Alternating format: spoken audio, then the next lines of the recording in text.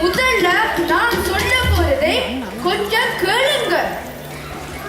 நான் ஒரு பேராசிரியர்.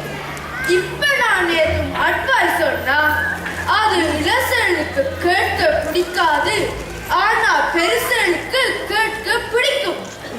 ஆனா இதை நடைமுறைப்படுத்த பிடிக்காது. கிட்டத்தட்ட இரண்டும் ஒன்றுதான். ஆனாலும் சொல்ல வேண்டியது எனது கடமை. நாங்கள் நோர்வேயில் வாழுறோமா என்று சந்திக்கிற அளவிற்கு எங்களை நாட்டிலே வாழக்கூடிய ஒரு சூழலை இங்கே உருவாக்கிட்டோம். ஆனா இப்ப இந்த நிகழ்காலத்தில் என்ன மாதிரியான பிரச்சனைகளை நாங்கள் சந்திக்கிறோம் என்று